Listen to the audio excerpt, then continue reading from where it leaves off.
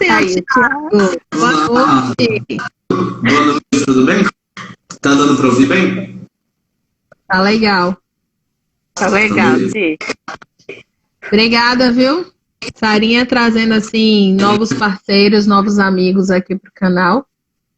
E eu fico muito contente por você ter aceitado e com uma proposta tão legal, tão boa, com uma competência tão particular e sensível e única no contexto que a gente precisa da inteligência emocional. Eu acho que tem umas 3 ou 4 lives atrás, eu não lembro com quem que eu tava, que eu falei que a minha inteligência emocional é péssima. Eu já evoluí muito, sabe? Para o que eu era há 10 anos atrás, eu evoluí muito. Mas eu preciso evoluir anos-luz ainda. Então, assim, eu fico muito contente com essa oportunidade, porque para mim, eu tenho certeza que vai servir muita coisa. Mas... Foi na live da Mari. E essa pandemia colocou a gente em xeque, né? A inteligência emocional de todo mundo. Abalou muito todo mundo. Eu não sei, então eu já não tinha, meu irmão, porque depois já foi tudo ladeira abaixo mesmo. Ô, Sara, fica à vontade aí com o Thiago. Eu peço desculpas a todo mundo, eu tô realmente muito cansada de acordar de madrugada e, tipo, pegar a estrada e estar onde eu tô hoje, e amanhã já fazer mudanças, mas eu tô hoje para ser mais telespectadora, Sara Maria. Então, fica à vontade aí, já rola uma parceria, uma intimidade, uma amizade, e hoje eu tô precisando aprender, entendeu? Aí, se eu tiver dúvida, eu vou intervir. Fica à vontade, faz aí as honras da live e pede pro Ti se apresentar aí pra galera, por favor.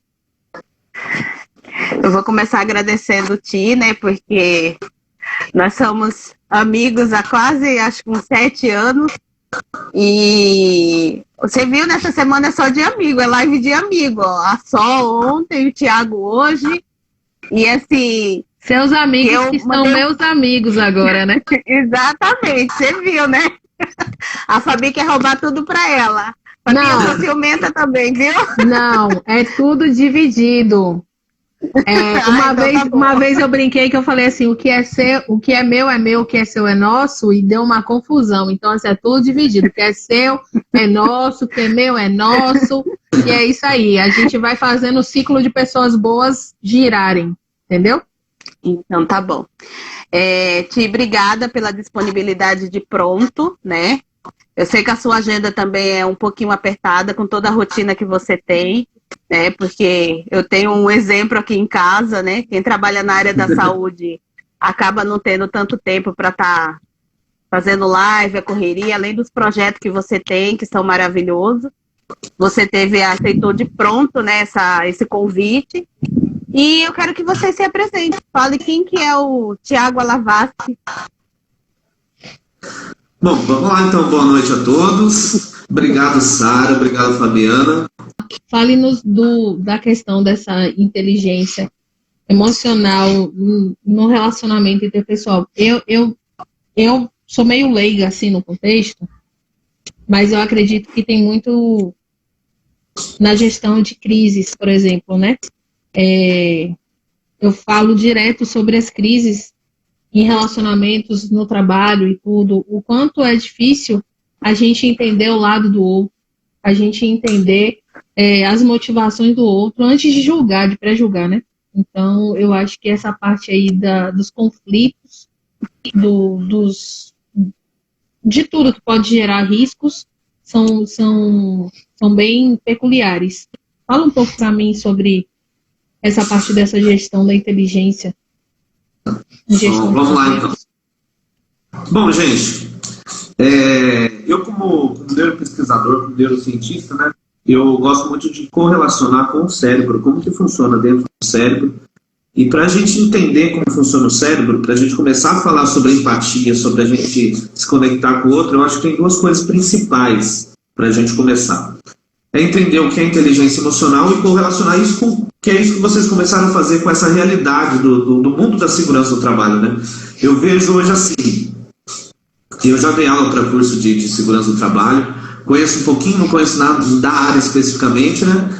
Mas eu sei que é um trabalho que exige muito do profissional, exige muita atenção, exige muito cuidado, exige um cuidado ativo junto com os funcionários da empresa, da corporação. Então é um trabalho que a gente trabalha ativamente com o outro.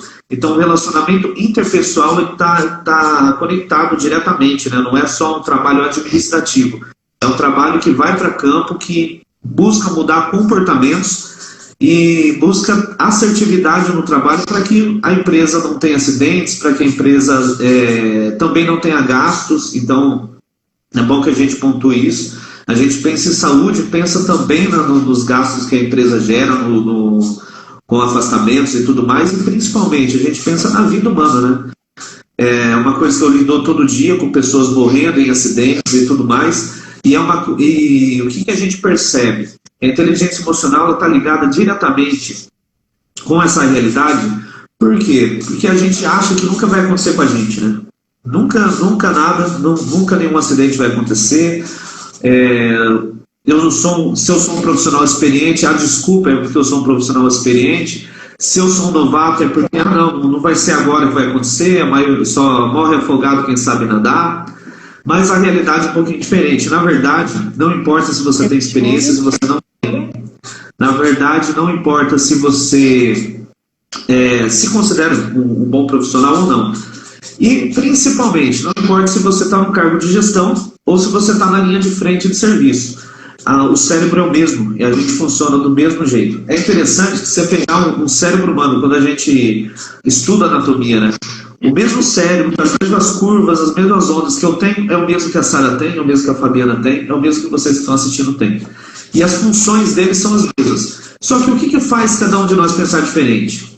Então é disso que eu vou falar um pouquinho para vocês hoje. Tá legal? Mas para começar, o que é inteligência emocional? Eu acho que é bom a gente pontuar isso, deixar bem claro, para que a gente possa explorar um pouquinho mais. Eu gosto de uma definição, tem várias formas de se definir inteligência emocional, mas eu gosto de uma definição que é bem prática. Na verdade, eu gosto de contar uma historinha que deixa bem claro para todo mundo o que é essa tal inteligência emocional. Imagine que tem uma pessoa, imagine vocês estão andando pelo campo, por uma estrada, e de repente vocês veem um buraco à frente. Esse buraco é um buraco fundo, um buraco que cabe uma pessoa dentro, grande o suficiente para caber uma pessoa dentro, e fundo o suficiente para você ter dificuldade para sair lá de dentro. Imaginem só, todos vocês que estão assistindo a live agora, se vocês veem um buraco na estrada, no meio do caminho de vocês, o que vocês fazem? A gente tem 3 opções normalmente, né? Parece óbvio. Uma é desviar do buraco, a outra é tentar pular o buraco, e a terceira é a cair no buraco. Claro que a gente vai falar, claro que cair no buraco ninguém vai cair, a gente vai tentar ou desviar ou pelo menos pular.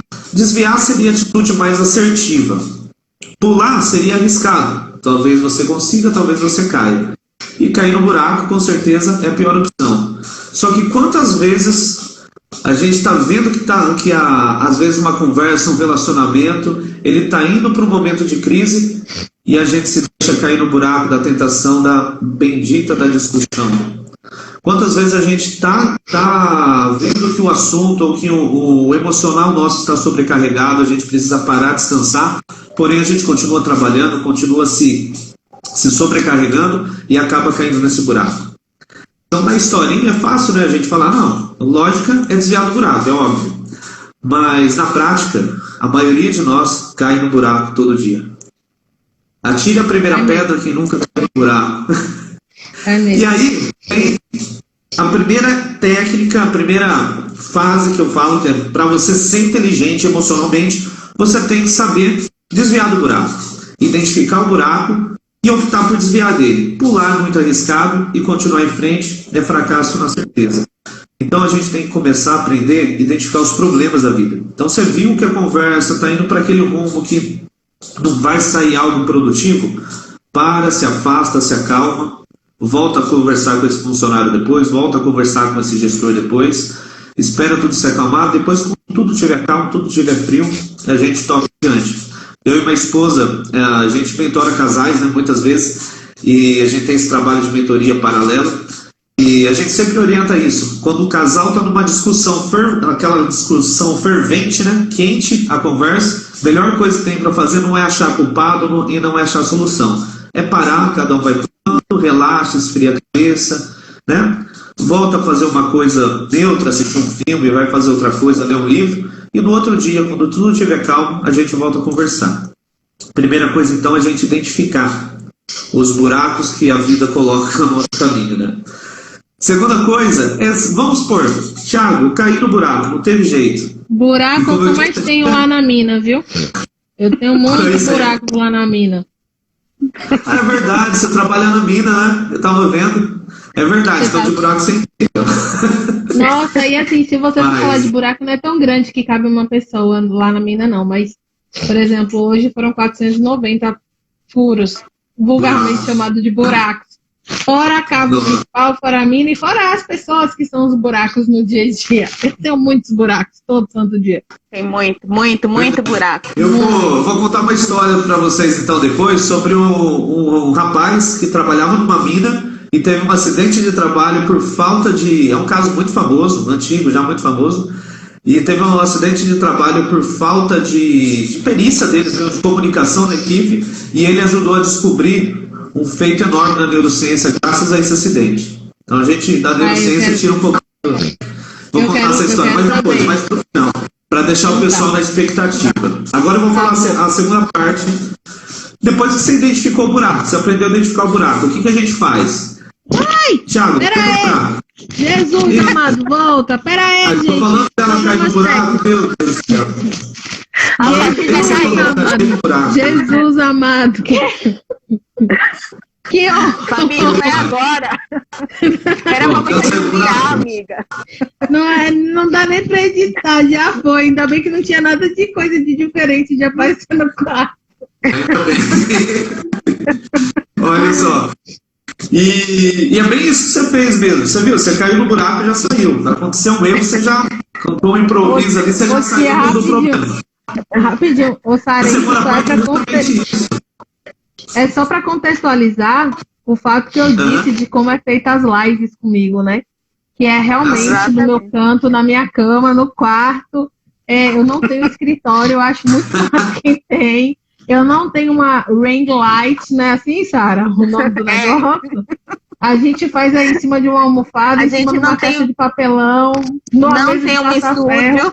Não. Igual o Thiago, que tem paredes de várias cores. Entendeu? Aqui eu tenho a partir de para quem entrar no meu Facebook lá, ver os vídeos um pouquinho mais antigos, vocês vão ver que também era feita uma parede marrom, é a parede do meu quarto também. Graças a Deus, nosso estúdio, barra escritório ficou pronto. É um ambiente onde a gente vai gravar vídeo e tudo mais, então, graças a Deus, a gente conseguiu montar. Mas é desse mês pra frente. Se fosse o mês passado, esse era o meu quarto. Aí, Sara, temos futuro, graças a Deus. Há esperança pra gente, tá vendo? Sim, Thiago, me perdoe.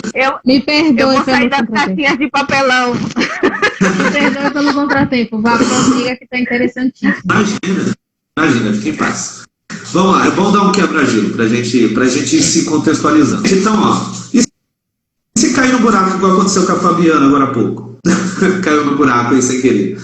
É isso que ela fez, improvisar e tentar sair o mais rápido possível. Porque quem está no fundo do poço, você tem duas opções. Né? O pessoal fala que quando você chega no fundo do poço, o único lugar que dá para ir é para cima. Mas é mentira isso. Dá para ir para mais para baixo. Tem pessoa que depois cai no buraco, percebeu que está no buraco, em vez de querer sair, ela cava mais.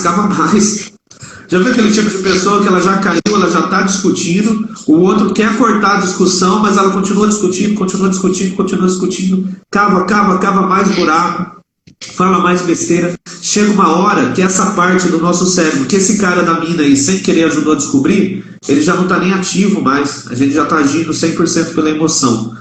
E aí, tudo que acontece é só a gente cavar mais para baixo. E quanto mais fundo o buraco fica, mais difícil de sair é. Mas, se a gente tiver inteligência emocional, a gente desvia do buraco. Se não conseguir, porque somos humanos, nós erramos. Se não conseguir, a gente cai no buraco, mas sair de lá de dentro o quanto antes, não ficar cavando para baixo. Essas duas primeiras dicas, tá legal? Certo. E agora, todo mundo que assiste fala assim, Thiago, falar da boca para fora é fácil, né? Quero ver na prática. Na teoria, fácil. Quero ver na prática. Tem alguma dúvida? Alguém tem? Mandaram alguma? Eu fechei aqui no meu notebook para não sobrecarregar muito.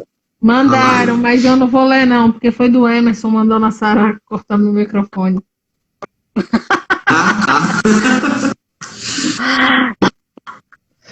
E o Cícero zoando você, achando que você tinha caído no buraco. Tá vendo? Diga a ele que eu sou uma fênix. Onde ele menos esperar, eu tô ressurgindo das cinzas, do fundo do poço. A Marjorie falou que ela é dessas. Sempre cai no buraco. Sempre cai no buraco. Todos nós. Sempre cai, né? Sempre cai no buraco. Aí, a ó, Marjorie falou. chegou uma pergunta aí na tela, Sara. Eu trabalho com mentoria, com gestor, eu ensino isso de vez em quando eu caio no buraco. É normal, a gente cai. Ô, Ti, tem uma pergunta do Luiz Arthur. Ele colocou assim: Tiago, pode falar um pouco da sua opinião sobre os superestímulos? Superestímulos? Isso. Que área será que ele quer dizer? Explica melhor, por favor, Arthur, que aí o Tiago consegue entender qual é o contexto que você quer. A gente tem superestímulo em tudo hoje em dia, né? Começando pelo celular que não sai da nossa mão, o excesso de informação dentro da empresa. Eu ouvi eu gosto muito falando, que é o, se não me engano, o Karnal.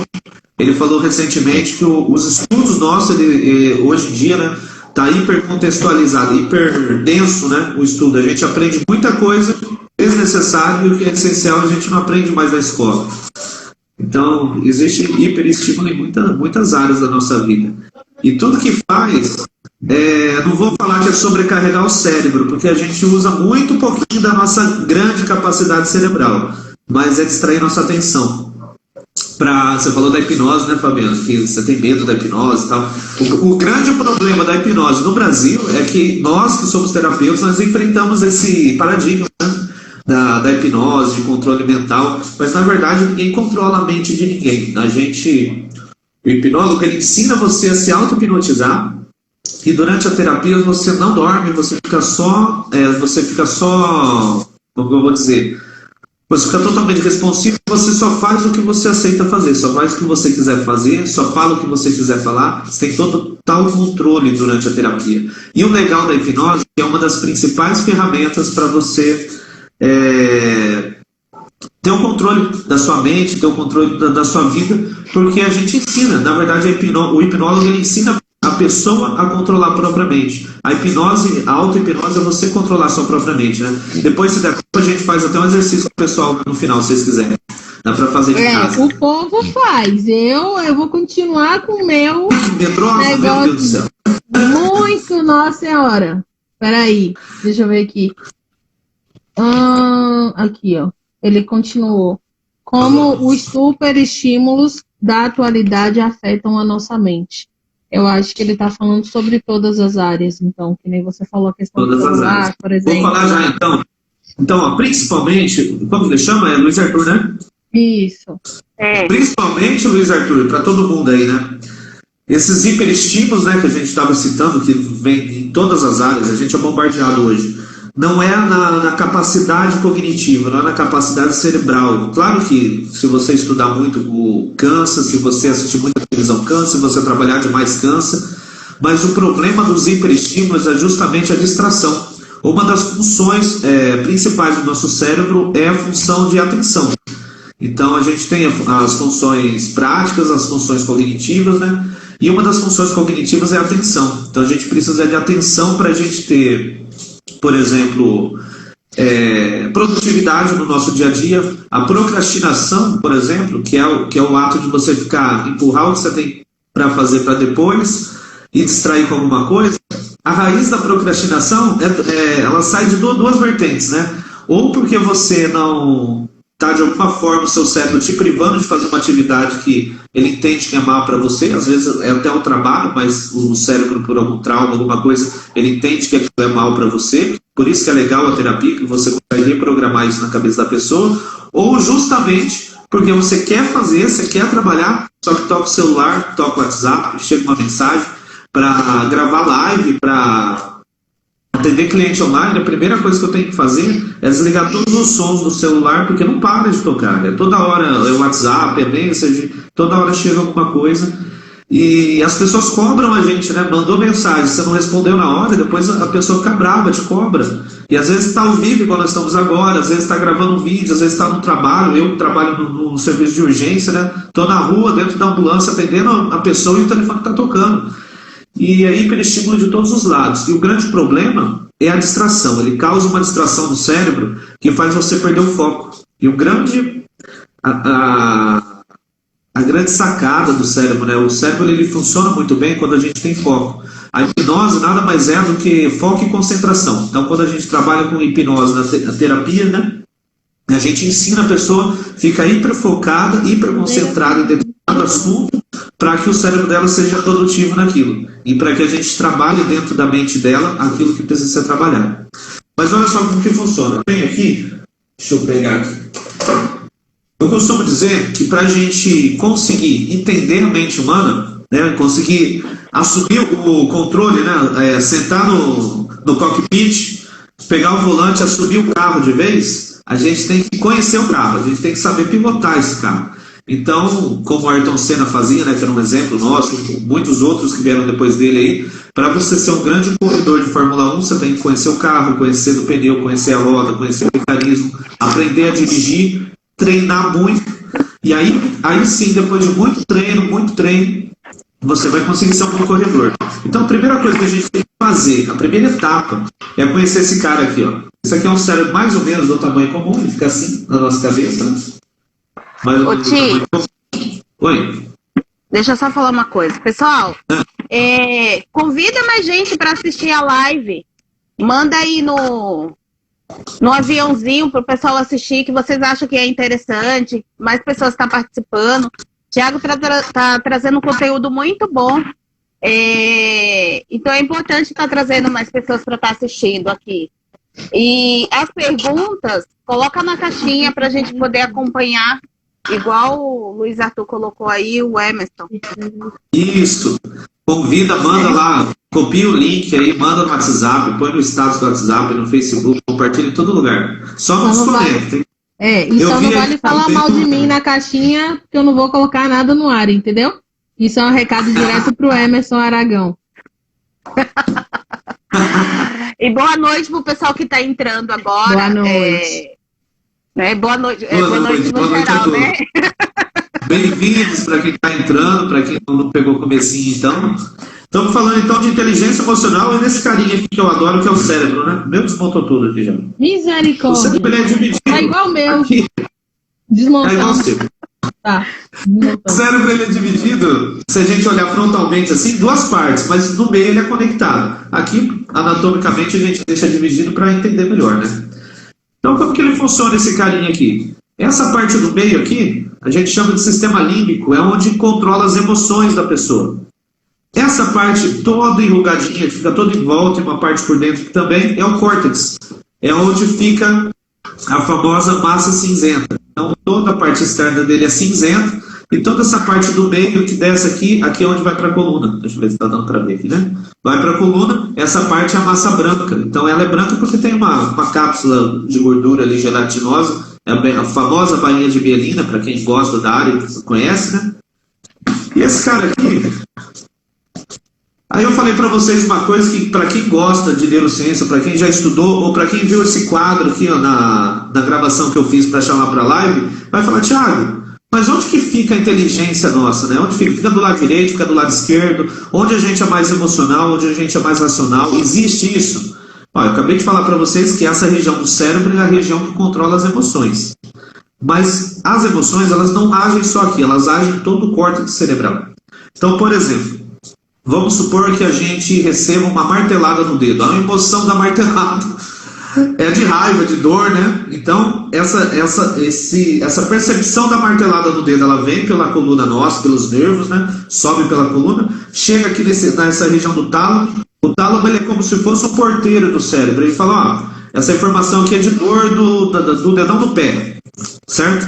E aí ele fala assim, ó, se é informação de dor, vou mandar para a área emocional da tensão, né, do medo, para tirar o pé logo. vou mandar para a área X para gerar uma sensação de dor, vou mandar para a área Y para fazer com que ele registre essa informação e veja que esse tipo de atitude é perigosa para ele. E aí, com as atitudes, com os problemas do dia a dia, a gente vai aprendendo. E olha só que interessante, quanto mais a gente erra, quanto mais a gente cai em buracos, se a gente tiver inteligência emocional e procurar sair logo, mais esse cara aqui aprende.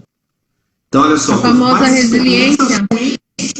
É a famosa experiência. Quanto mais experiências ruins a gente tem na vida, e desde que você se esforce para sair dela e saia bem, então mais o cérebro ele fica preparado. É a mesma coisa, eu no passado, hoje de vez em quando na live, em algum lugar assim, eu faço alguma coisa só para demonstrar.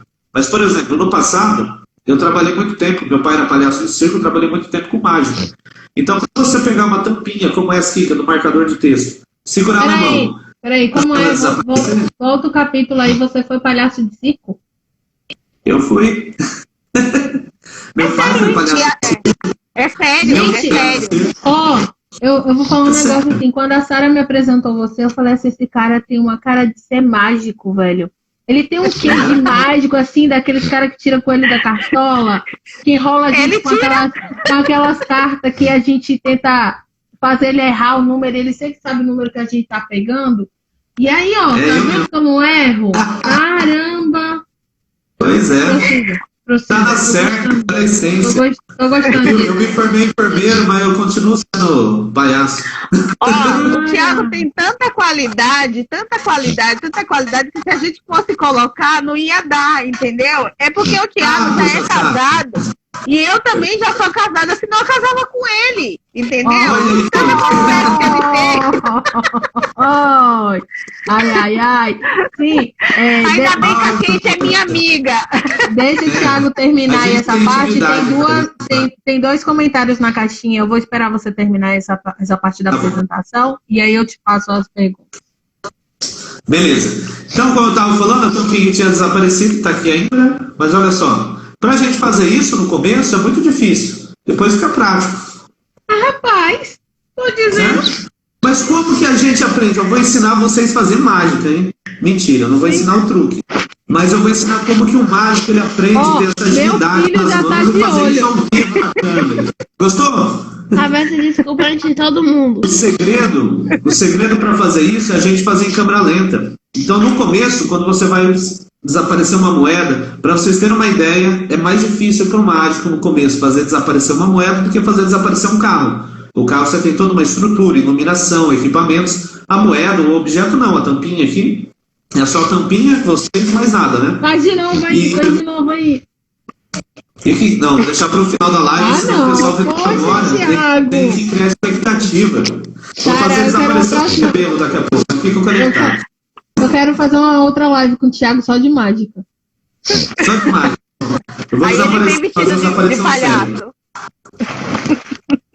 Aí eu venho vestido de palhaço, igual eu fiz o pessoal lá do Pernambuco. Gente do céu, que maravilha, gente. Aqui, ó. Ô, gente, como podemos fazer para conseguir nos concentrar melhor? Se desligar de barulhos externos, celular. Eu acho que tem uma complementação. Que eu tava vendo, a complementação é aqui. Mais na hora dos estudos, por exemplo, que ele está citando. Ah, legal, foi beleza. A Amanda que fez a pergunta. Ó, olha só, deixa eu só dar uma olhada aqui. O estudo, gente, eu dentro da minha área de neurociência, eu trabalho com 3 áreas, né? A área de enfermagem, que eu trabalho com terapia para dor e pessoas com, às vezes, câncer terminal, doenças crônicas e tudo mais. A área de hipnose para traumas, ansiedade, depressão, e essa área de estudos que, na minha pós-graduação em neuropedagogia, então, como neuropedagogo, eu consigo associar a neurociência com o aprendizado. E o que é interessante da gente aprender da neurociência no aprendizado? Está tudo dentro do que eu separei para falar para vocês aqui. Na verdade, o papo está fluindo exatamente do jeito que eu programei. Como que funciona o nosso cérebro? Eu acabei de falar para vocês que o cérebro aprende por experiência, certo? No caso da aprendizagem, nós temos 9 tipos de inteligência e tem um brasileiro que ele está descobrindo agora o 10º tipo de inteligência, que na verdade é uma inteligência, vamos dizer assim, integrativa, né, que envolve todas as outras. Mas a primeira coisa que a gente aprender na hora dos estudos, aprender melhor, é você descobrir o tipo de inteligência que você tem. Tem pessoas, vou popularizar, vou dar uma... simplificar o assunto, mas tem pessoas, por exemplo, que aprendem só se tiver em silêncio absoluto. Mas se eu falar para vocês que ficar num ambiente em silêncio, quieto, estudando, vai ensinar, para algumas pessoas dá certo, para outras não. Tem pessoas que aprendem só com música. Minha esposa mesmo, a Kate, que está acompanhando a gente, ela põe fone de ouvido, às vezes liga o som da televisão e vai estudar com música no ouvido, ouvindo música. Ela é muito musical, ela canta, entendeu? Então ela toca violão, ela canta. Então para ela, a música ajuda a estudar. Então primeira dica, assim, para estudos, é você descobrir como você aprende. Tem alguns testes que a gente faz, e aí tem que ser individualizado isso com a pessoa, né? Para ajudá-la a descobrir como ela aprende. Mas se você pensar assim, para dar uma ajuda rápida, não é preciso, mas se você pensar assim, 10 coisas que você faz, você vai ver que se a pessoa é musical, a maioria vai ter a ver com música. Se a pessoa é visual, a maioria vai ter a ver com imagem, com fotografia, com cinema, com... Se a pessoa é muito sinestésica, né, vai ter a ver com dança, com interpretação, com gestos. Então, por aí você percebe. O grande desafio do professor hoje é pegar uma sala de aula com 40 alunos, né? Cada um com um tipo de inteligência diferente, ele conseguir em uma aula atingir todos. O nosso desafio hoje na live é essa. Então, a gente brinca porque tem pessoas que aprendem brincando. A gente tem hora que para e fala sério, porque tem pessoas que aprendem falando sério. Às vezes eu trago para mostrar isso aqui justamente por isso, que tem pessoa que aprende vendo. Ela precisa ver o que está dentro da cabeça dela. Tem pessoa que, se eu explicar, ela já grava pela explicação. E qual dessas pessoas que é mais inteligente?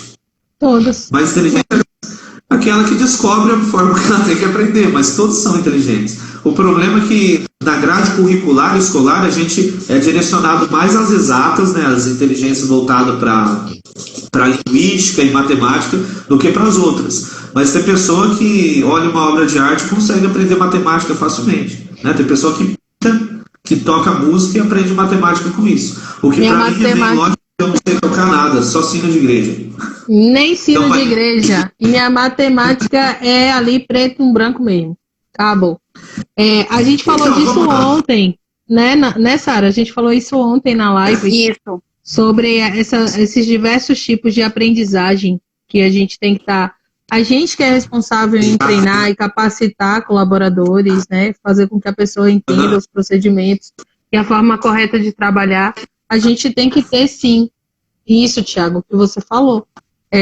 Poder acessar essas pessoas de diversas formas diferentes. As pessoas aprendem de formas diferentes. É verdade. Olha, então, peraí, antes de você continuar, tem um bocado de coisa aqui. Tem um bocado de coisa aqui, peraí. Manda bala. Vamos ver se eu consigo abrir aqui. Aqui, ó. Pra vocês. Bora, Sara. Da pergunta? A Amanda está perguntando se a mágica funciona deve ser na nossa cabeça como uma hipnose. Tipo, fazer a gente ver e sumir as coisas é algo que está mais do que? Tem complementação? Tem. Está mais na nossa cabeça. Está mais na nossa cabeça. Não e sim. Não e sim. Deixa eu ver se eu tenho alguma coisa para... aqui, ó. Peraí. Tem um cartãozinho aqui embaixo. O que acontece? Ó. Mas, rapaz... O que acontece? Olha só como é interessante isso. Quando a gente aprende a fazer a mágica, né, para correlacionar com o tema nosso, a gente aprende devagar. Por quê? Porque o nosso cérebro ele tem um ritmo de leitura padrão. Então tem coisas que acontecem na nossa mente, tem coisas que a gente vê no dia a dia que na verdade ela não existe. Por exemplo, tem um estudo científico que prova que aquela barata que você vê andando na parede enorme, ela não é tão grande assim. Tanto que depois que você mata, você fala, nossa, parece que ela encolheu. Porque o nosso cérebro ele tem um sistema, olha só como... Eu saio correndo, eu não mato não. Ela fica dentro de casa e eu na rua. Mas você é muito medrosa, mulher. Olha só, aquela barata, depois que você mata ela, ela não representa mais perigo algum. Então você consegue ver ela no tamanho real. Porém, a hora que ela aparece, o nosso cérebro ele coloca tanta importância em cima daquilo, porque para a pessoa que tem medo de barata, né? Coloca tanta importância em cima daquilo que você enxerga ela realmente maior. Esse estudo provou, por exemplo, que uma pessoa, quando ela vai ser atropelada, ela está correndo o risco de ser atropelada, ela percebe o carro como se estivesse mais perto dela. Olha só que interessante. Então é como se o carro que está a 10 metros, não sei se é exatamente essa distância, tá bom?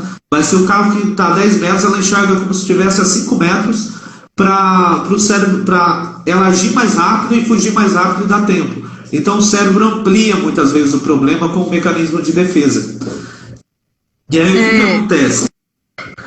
Aí, isso é uma programação padrão da nossa mente, é uma programação padrão do nosso cérebro. A mágica, ela se aproveita justamente desse tipo de padrão do nosso cérebro. Então é lógico que se eu tenho um cartão na mão, ele nunca vai desaparecer, né? Mas existe uma técnica. Essa técnica qual que é? Opa! Isso aqui a gente faz com carta de baralho inteira. Ele fica escondidinho aqui atrás. Olha só. Só que o movimento que eu faço é tão rápido que vocês não percebem onde ele foi. E como que eu faço esse movimento? Eu começo fazendo sempre em câmera lenta. Só que qual que é a grande graça da mágica? Essa aqui eu estou ensinando para vocês, porque existe dentro do código mágico, né, a gente fala, tem a ética da profissão, a gente ensina só o que as pessoas podem fazer. Isso, se vocês quiserem fazer, vocês conseguem fazer. Tem um mágico, colega nosso, que é o Issal, ele faz essa mágica no show dele, ele ensina o público a fazer, depois ele faz uma performance com 2 baralhos nas mãos e tudo mais, aparece maço, desaparece maço inteiro, que mesmo você sabendo o segredo, você fica encantado, porque o legal é isso dessa mágica. Mesmo você sabendo o segredo, você fica encantado porque engana a visão. Por quê? Porque o cérebro ele não está preparado para isso. Só que olha só que interessante. Para os mágicos, colegas que estão assistindo agora, se tiver algum, eles veem eu fazendo o segredo. Por mais ágil que eu seja, eles veem o segredo que eu estou usando. Então, para a gente que conhece, não tem segredo. A gente olha, a gente sabe se o outro mágico tem uma técnica boa, se não tem e tudo mais. Mas o nosso cérebro ele é treinado para ver o segredo. Então, a gente enxerga o que o restante do público não enxerga. Porque o cérebro é voltado para isso. Trazendo isso para a realidade da segurança do trabalho, o que a gente pode correlacionar? Quem está no cargo de liderança à frente enxerga o perigo de uma forma que às vezes o funcionário não enxerga. Porque vocês são formados para enxergar isso, né? A gente da área da urgência e emergência, né? Eu como enfermeiro, à frente da pandemia, a gente vê os riscos, a gente vê também, sem falar da pandemia propriamente dita, né? Mas a gente vê, por exemplo, a gente olha para uma pessoa e sabe que ela está em risco iminente de morte. Eu fui uma vez, eu lembro de uma situação que foi numa casa e a pessoa ligou para o médico e falou: doutor, minha mãe não consegue falar, não está querendo comer, não quer conversar com a gente, sabe, tá difícil. Eu sei que não é nem caso para chamar a ambulância, mas a gente não sabe mais o que fazer com ela. O que a gente faz? A gente falou: não, a gente não tem como avaliar por telefone, vou mandar uma ambulância aí para você, para verificar. Quando nós chegamos lá, a mulher estava no que a gente chama de gasping, né, que é uma respiração agônica, que é aquela respiração do passarinho quando está quase morrendo. A mulher estava praticamente morta no sofá da casa e a família não percebeu. A família achou que ela estava bem, que ela só não estava querendo conversar, que ela estava de mau humor, que ela estava dormindo, e ela estava quase morta já, a mulher. Graças a Deus deu tempo, deu para reanimar ela, levamos para o serviço de saúde, e ela sobreviveu. Mas olha só como que é. Não tem como eu, que sou profissional da saúde, exigir que a família tenha a mesma visão profissional que eu. Sim. Porém, como profissional da saúde, eu tenho a obrigação de orientar e tentar levar essa realidade ao máximo. Então, quando eu trago um cérebro para vocês, quando eu faço uma metáfora igual do cair do buraco, é uma tentativa didática de eu informar, de eu passar a informação de uma forma que seja eficaz, que seja verdadeira para que vocês aprendam, porque não tem como eu exigir, começar a falar aqui quantos neurônios a gente tem, quantas sinapses cerebral o neurônio faz, qual região, a gente chama de giros e sugos, né? São essas curvinhas, esses amassados no cérebro. Cada curvinha dessa tem uma função. Se eu for entrar e especificar isso, a live fica chata, ninguém aprende nada, sobrecarrega vocês de informação, aí tem tudo a ver com o que o colega falou, né? É muita informação desnecessária. O que importa? Importa que vocês aprendam como falar esse cara aqui. Importa que vocês que estão à frente de uma equipe de mão de obra, né? De uma equipe de chão de fábrica, de linha de frente, vocês saibam como orientar eles e mostrar para eles os reais perigos. E uma coisa que é muito interessante, a mágica, quando você entra num show de mágica, você sabe, vamos por assim, que você vai ser enganado. Você não é enganado porque você sabe que não é verdadeiro, que não é feitiçaria. Teve uma situação engraçada numa cidadezinha pequena aqui da região do interior de São Paulo, né? Eu fui fazer um show quando eu tinha uma média, eu acho, de 13, 14 anos na época, e meu pai me apresentou, e era uma cidadezinha muito pequena. Eu lembro que antes do show a gente deu uma volta andando na cidade, então era uma cidadezinha bem pequena, que o prefeito contratou para fazer um show para a cidade toda, num clube que tinha lá. E aí eu lembro que quando eu entrei no palco, a primeira mágica que eu fazia era uma clássica da bola zombie, que é uma bola que levita. E a gente normalmente escolhe os números de impacto no começo para já o público ficar atento, né? Achar legal. E nós colocamos justamente essa, sem brincadeira. Teve pessoa que começou a levantar da cadeira e encostar na parede com medo. Meu pai precisou parar o show, desligamos a música. Ele me chamou no palco, falou: gente, olha, esse aqui é meu filho, ele é Thiago, ele é de carne e osso, viu? Ele não é feiticeiro. É truque de mágica, é truque de mágica. Por quê? Porque às vezes beira tanto a realidade que a pessoa acaba confundindo. Você fala assim: Thiago, mas eu sei que você não fez aparecer o cartão, você não fez desaparecer o cartão, mas como que é? Mas depois que você conhece a técnica, perde a graça. Uai, você já sabe. Pra mim sempre foi de verdade. Você acabou de acabar com a magia da mágica pra mim. Eu sempre achei que vocês cortavam as pessoas em 3 partes, e é por isso que eu nunca quis. Isso não era verdade. Não é verdade. A gente aproveita. Então, assim, a pergunta era: dentro do cérebro, não é? Existe uma técnica, né? Existem equipamentos que fazem o processo, ou técnicas de manipulação e de comunicação, inclusive, que fazem o processo. A mágica não tem nada a ver com a hipnose, embora muitos colegas mágicos são hipnólogos também, como eu, né? Fui mágico e hoje sou hipnólogo.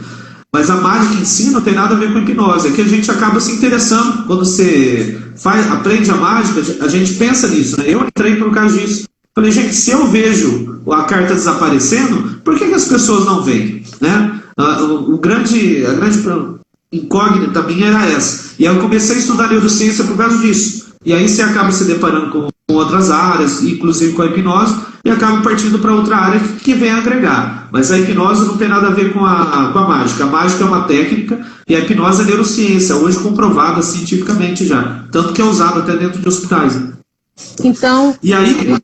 Então, quando você aprendeu a parte da mágica, você não conhecia esses outros aspectos. Quando você foi amadurecendo, que as dúvidas vieram, foi que você foi buscando respostas para os seus questionamentos. Exatamente, é a fase adolescente, né, que a gente questiona tudo. É bom, se você souber questionar, você amplia a mente. Vou falar sobre o questionamento socrático daqui a pouco, né, para vocês. E vocês vão ver que o questionamento socrático é o que faz a gente expandir a mente muitas vezes, né? Gente, o famoso será, por quê? Você e a Sara sabem quem é o Luiz Arthur? Eu sei quem que é. Nossa, o Luiz Arthur tá cheio de coisa aqui. Nem vou botar na tela, eu vou ler. Mano, tá abrindo a mente, literalmente, risos. Não sei se foca muito na sua área, mas outra dúvida que tenho é sobre... já vi falando em vários livros, como Napoleão Hill, e queria que você falasse um pouquinho se você realmente acredita se guardar, meu Deus do céu, a energia sexual, ajude-nos a fazer a nossa rotina. Eu acho que é essa sequência da pergunta aqui dele. Você entendeu, Thiago? Porque eu não entendi. Entendi. Luiz Arthur, você tá muito moderno, meu filho. Tá mesmo. Vou voltar um pouquinho no passado para vocês entenderem a linha de raciocínio do Luiz Arthur, que eu entendi. Qual que é o negócio? Eu comecei como palhaço de circo, 2 anos de idade, meu pai era palhaço de circo e teatro, então vem dessa raiz. Então, com 2 aninhos de idade, eu já subia no picadeiro de circo para atuar com meu pai. Na adolescência, eu peguei aquela fase do Mr. M, né? Tá muito famoso na televisão, na Globo, lá. E aí, o pessoal do circo é empreendedor. Meu pai falou, ó, você gosta de mágica, é hora de lançar. Na verdade, eu já atuava como mágico, mas o Mr. M empurrou a gente pra frente. Por quê? Olha só, o Mr. M sim usou hipnose com todos vocês. Porque as mágicas, ou a maioria das mágicas que ele ensinava na televisão, ou eram mágicas muito antigas, que não já eram, nem são feitas mais daquela forma, ou ele inventou o segredo para poder entregar.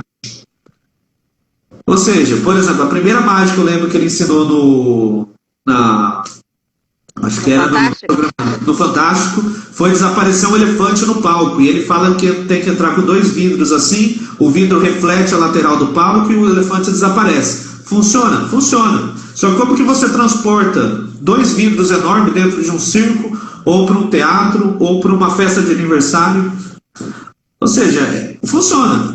Só que não existe. E o elefante, a maneira como a gente faz desaparecer elefante, ou aparecer helicóptero, ou desaparecer carro dentro de circo é totalmente diferente, não envolve espelho, até porque espelho reflete muita luz e o que mais tem no circo é luz. Então o que ele fez? Ele criou várias ilusões para iludir e entregar para vocês, né, para todo mundo. E o que era bom nisso para mim? O segredo da minha mágica, quando ele entregava na televisão, na semana seguinte todo mundo queria me contratar para a gente fazer aquela mágica. E aí a gente ia, fazia e provava que o segredo não era daquele jeito. Então, a mulher cerrada no meio mesmo, eu não cheguei a fazer essa mágica nessa época, mas ele ensinou que eram 2 pessoas, uma de cabeça para baixo, né, e a outra com a perna embaixo da mesa. Então, os mágicos que faziam, depois no final tiravam a parte de baixo da mesa e mostravam que não tinha ninguém ali embaixo, que ficava ainda mais intrigante. E, em vez de detonar os mágicos, ele acabou levantando todo mundo, tanto que todo mundo estimulava ele. Então ele foi um cara muito inteligente, muito empreendedor, e quem era mágico, que conseguiu empreender junto com ele, conseguiu se alavancar bastante na época. E aí vem dessa época de adolescência tudo, eu comecei a pesquisar, descobri a neurociência, descobri a hipnose, foi lá com 14, 15 anos que eu comecei a estudar hipnose, na verdade. E aí eu estudei tanto hipnose como outras terapias. Minha primeira formação é em massoterapia, então eu era massagista para a área terapêutica. E aí... Oh, obrigado.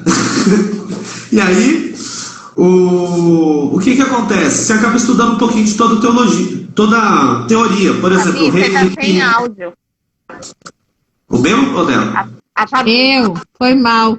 O Saul tava falando comigo. Eu tô falando assim, que ele é tudo, cara. Como é o nome da mulher dele, que tem essa sorte toda de ter tudo isso no nome só? Kate, parabéns. Não se engana não. Santo Casa não faz milagre. Subiu 3 comentários aqui que eu acho bacana. Um do Helder falando que era para você fazer uma mágica para poder aumentar o salário dele, porque ultimamente só tem diminuído. Só chora o Helder. A Lai, que colocou aqui agora que você tá acabando com a infância dela também. E teve um outro. Cadê, gente? Para eu não deixar passar aqui, que a galera tá... Acho que foi a Soraya falando que... Isso. Fala aí, o da Sol. Que é mentira. Porque o Helder falou, faz uma mágica para aumentar meu dinheiro. Ela falou, mentira. Elas sempre são enormes. Tem essa pergunta aí também. Para ficar bonito não existe, isso é milagre, gente. Aí é só um santo, né? Ó, aí o que aconteceu? Nessa parte... na tela. Mais uma? A Amanda está perguntando como desenvolver melhor a parte cognitiva. É disso que nós vamos falar. Vamos chegar lá, Amanda. Me cobra se eu não responder ou se você não entender a resposta, porque às vezes eu respondo de outra forma, mas pode cobrar aí. Olha só, né, nessa fase da adolescência eu estudei muito essas terapias. E o que acontece? Tem uma linhagem que fala que é muito oriental, né? Que eles falam muito sobre os fluxos energéticos do corpo. Então tem uma colega minha, por exemplo, que ela trabalha com os vasos maravilhosos, que são vasos, pontos energéticos do corpo. O Reiki trabalha com pontos energéticos do corpo. O Shiatsu trabalha com pontos energéticos. E um desses pontos energéticos fica na região genital e é tido como um ponto energético sexual, mas na verdade é sexual, mas também não é só sexual, porque o órgão sexual também é uma genitália, né? Também é para higiene e para eliminação de fluidos ali. E aí o que acontece? Tem algumas linhagens que falam que quando você retém essa energia, que a gente gasta muita energia, né, no ato, quando você retém essa energia, você acaba como fala? Vamos dizer assim, direcionando essa energia, você consegue redirecionar essa energia para outro projeto da sua vida. Só que assim, eu nunca vi nenhum estudo que prova, né? O que a gente vê é o quê? Que quando você estuda a pirâmide das necessidades básicas de Maslow, tem coisas na base da pirâmide que é essencial para o ser humano, que é tão essencial, isso que a gente está falando, né? Tem criança na live e tudo mais, não vou aprofundar, mas essas energias que ele citou são tão essenciais você liberar ela em vez de reter, quanto você beber água, quanto você respirar, quanto você, né, um pouquinho para cima na pirâmide, né, se sentir seguro, quando você eliminar, urinar e defecar, é tão essencial quanto, é muito básico isso, é coisa do ser humano. Então, assim, eu não sei se existe realmente, cientificamente, um benefício terapêutico em você reter isso, entendeu? O que a gente pode dizer assim, que, falando de comportamento, né? A minha área é neurociência cognitiva e comportamental. Cognitivo é como a gente pensa, vamos dizer assim, e o comportamento é como a gente age. Então eu penso, aprendo determinada coisa que me leva a uma ação, ou muitas vezes uma ação me leva a um determinado comportamento. Então hoje já existe a prova dessa via de mão dupla, né? O comportamento que leva a ação e a ação que leva o pensamento que leva a ação e a ação que leva ao pensamento. Mas deixa eu voltar aqui no foco, senão eu me perco também. Peraí. Legal, ó, tem tudo a ver com tudo isso que vocês estão perguntando. Mas até a Sara falou, se tiver um livro para indicar para o pessoal, eu ia deixar para indicar no final, mas já vou mostrar para vocês já. Está bem velhinho, porque eu derrubei o meu na água. É o segundo livro desse que eu estrago. Eu tenho cuidado lascado com meus livros, mas esse aqui, ele chama Mindset, a nova psicologia do sucesso. Quem escreveu foi a Carol Dweck. Ela é uma psicóloga eu acho, não sei de onde que é, da americana, se não me engano, da Inglaterra. E ela fala o quê? Ela trata como mindset, mindset na tradução literal, assim, seria como se fosse um hall de mentalidade, ou a sua mentalidade, né, ou como você pensa. Então vamos traduzir como mentalidade. Mindset é a mentalidade.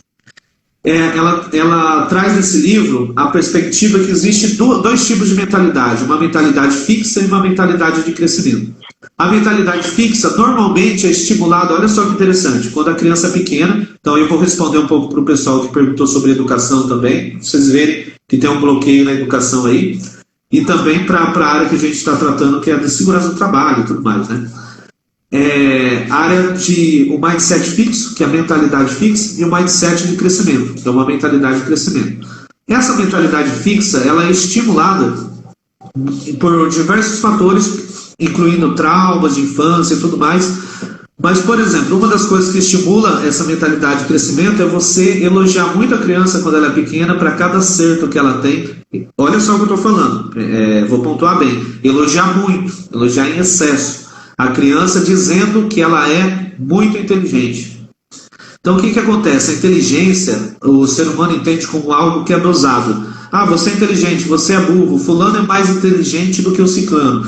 A gente aprende isso desde pequeno, então a gente entende que inteligência é uma dosagem. Então tem pessoa que é inteligente a esse ponto, tem pessoa que é inteligente a esse, tem pessoa que é inteligente a esse, e assim por diante.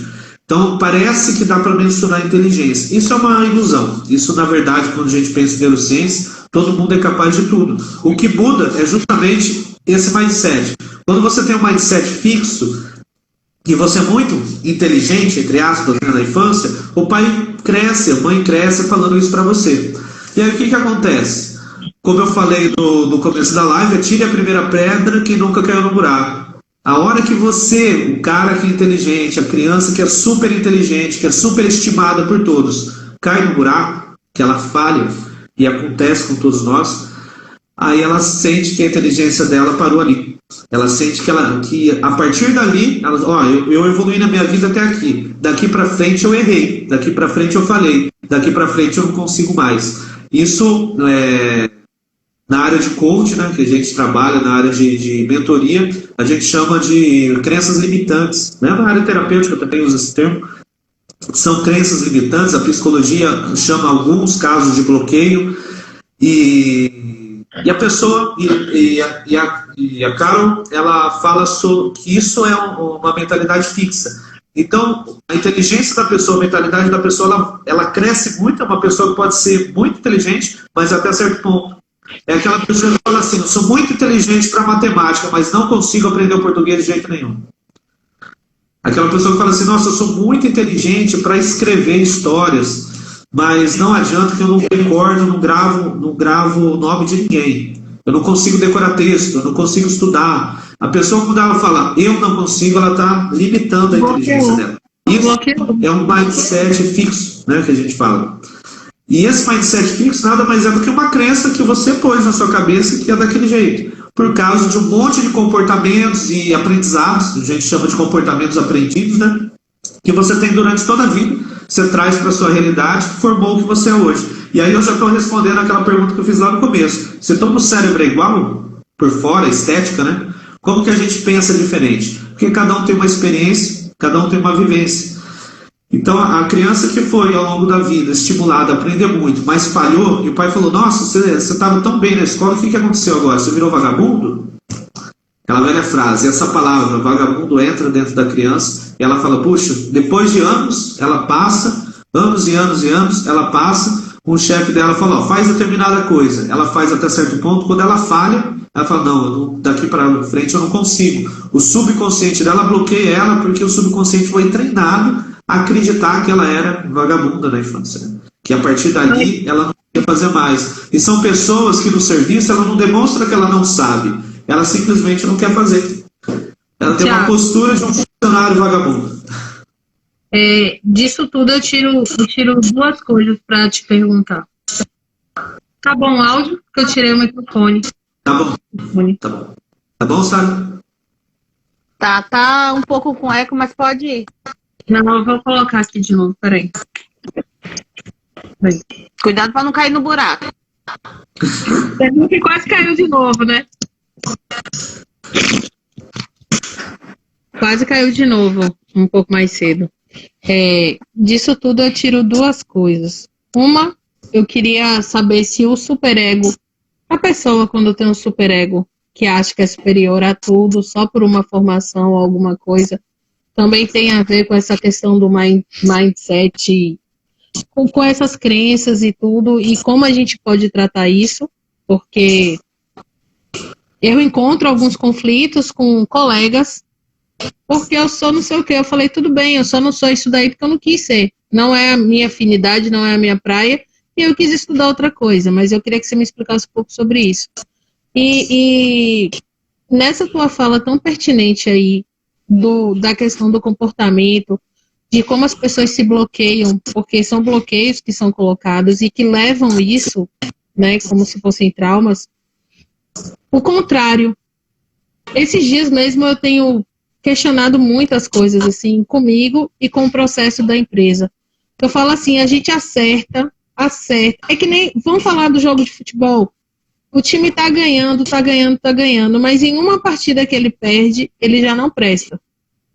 É a mesma coisa com a gente. A gente está acertando, está entregando todos os resultados, está entregando tudo antes do prazo, acima da meta, mas é um dia só que você não entregou, que você já não presta mais como funcionário também, né? E tem muito isso nas organizações. Vou começar pelo final. Essa é uma questão de liderança, né? De como a postura do líder frente à equipe. Eu estou desenvolvendo um portal que vai ser aberto, a princípio vai ser focado mais para enfermeiros, mas vai ser aberto mais para frente, a gente pretende abrir para todo mundo, que chama Enfermeiro Empreendedor. E é justamente para os enfermeiros que estão cansados depois da pandemia, né? O pessoal está muito cansado da área hospitalar, muito cansado de trabalhar dentro de hospital, sair para fora, criar o próprio negócio, continuar às vezes trabalhando no hospital, mas com menos plantão extra, tudo, criar o próprio negócio.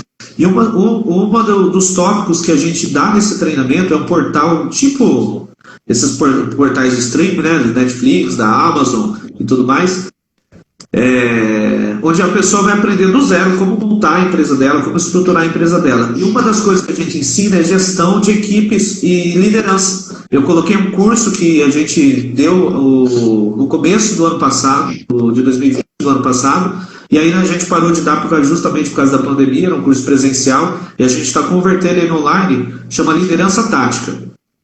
É justamente como que o líder pode estar preparado para tudo, tanto para conseguir fazer a linha de frente funcionar, quanto para pegar essas ideias da gestão e digerir e fazer funcionar na linha de frente sem isso atingir o pessoal, sem a gente trazer isso para o nosso ego, né, para o nosso psicológico, para afetar o nosso psicológico.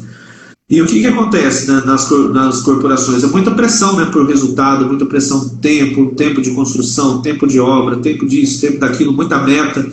E aí, nem sempre os gestores, nem sempre a liderança, ela está preparada para lidar com as falhas. Por quê? Porque ou não tem o treinamento adequado na empresa, ou às vezes a empresa dá um treinamento top. Eu treino dentro, trabalho com treinamento dentro de empresas, eu vejo isso. Às vezes a empresa leva um treinamento top, só que o líder, propriamente dito, ele tem um bloqueio, ele tem algum problema dentro dele, na história dele, como a gente estava citando, que faz com que ele não aceite erros, que ele seja uma pessoa perfeccionista, que ele não consiga elogiar quando tem um acerto e não consiga perdoar quando existe um erro.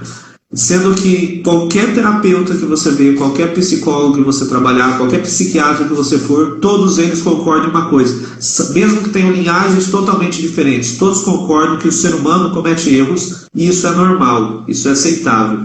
E todo mundo, ninguém é perfeito, ninguém é máquina. Inclusive as máquinas erram, né? Inclusive as máquinas falham. Então eu acho que é um despreparo ou técnico, né, das corporações, ou um despreparo emocional mesmo, da gestão das emoções. Hoje, com a quantidade de treinamentos que tem, eu acho que está bem dividido. Antes era muito técnico, antes as empresas não se preocupavam muito com o pessoal. Hoje as empresas se preocupam muito mais em treinamento do pessoal, propriamente dito. Só que a gente percebe assim, que ainda as empresas têm aquela mentalidade tecnicista, ainda eles querem um treinamento muito mais técnico do que mais humano. E para mim tratar a mente humana, eu tenho que tratar de forma humana. Entendeu? Não adianta eu trazer para vocês aqui só técnica. Eu tenho que contar um pouco da minha história, eu tenho que usar exemplos, a gente tem que interagir com o pessoal tem que perguntar, porque as perguntas dele que direcionam o papo, né?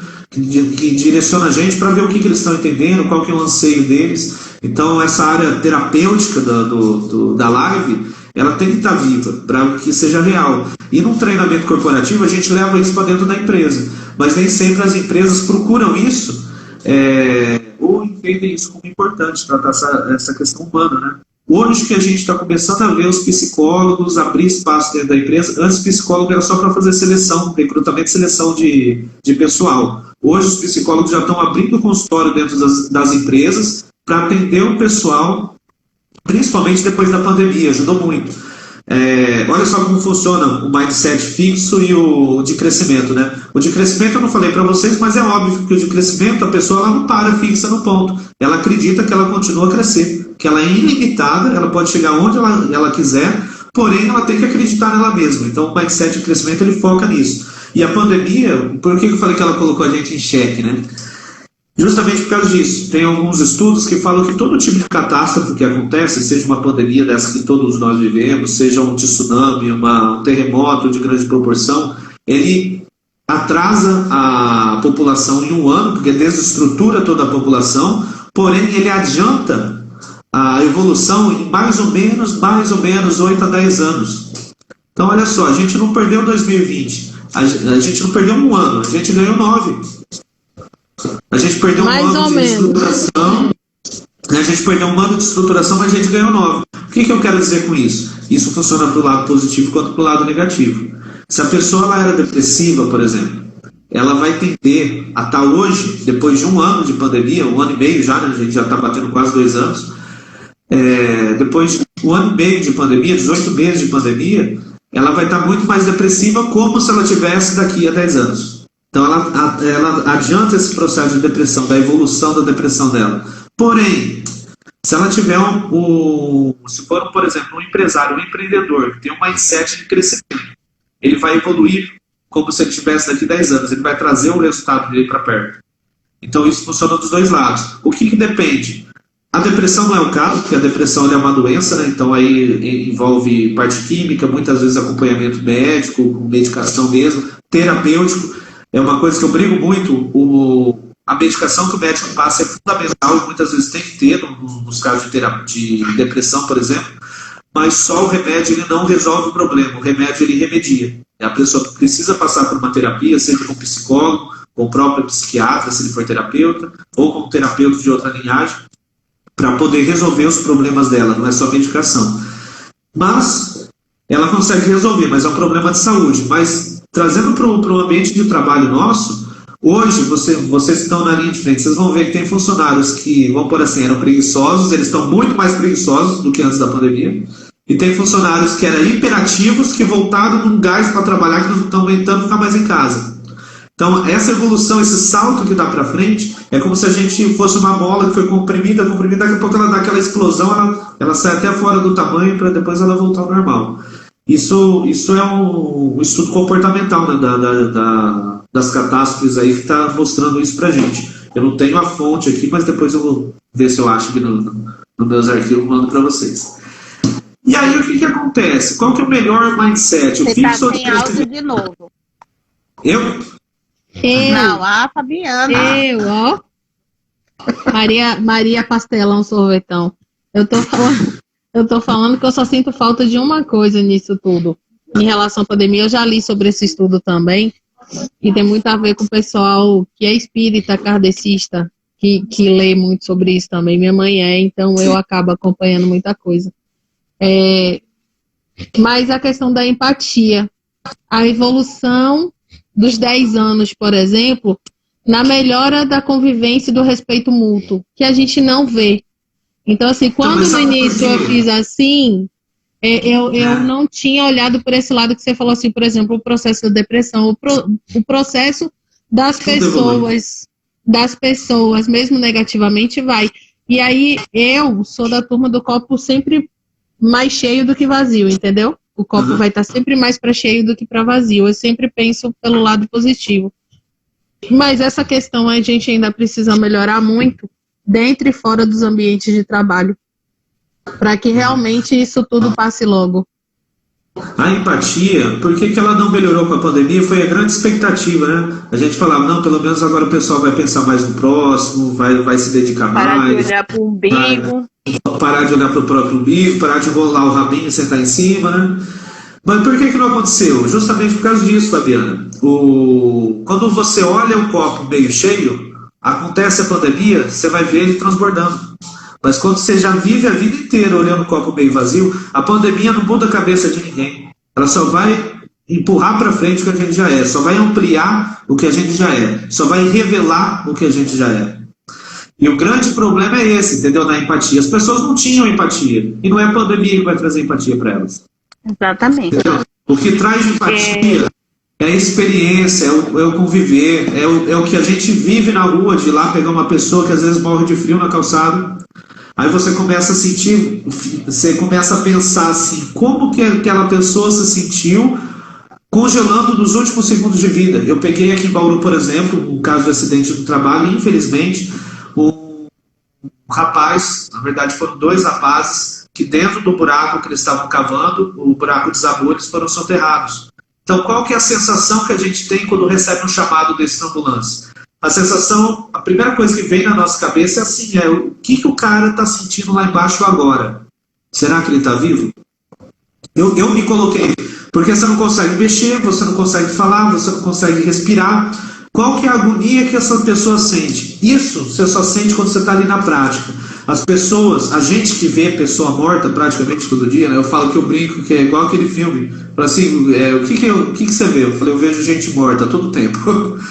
E a gente que vê a gente morta todo tempo, a gente aparentemente se torna frio porque a gente tem que ser técnico. Porque se eu pego, como aconteceu, por exemplo, ontem, eu atendi uma parada cardíaca, a pessoa está em parada cardíaca na minha frente. Ou eu sou técnico, controlo a minha emoção e ajo para salvar a vida dela, ou é certeza que ela vai morrer. A chance de vida que ela tem é que eu seja racional.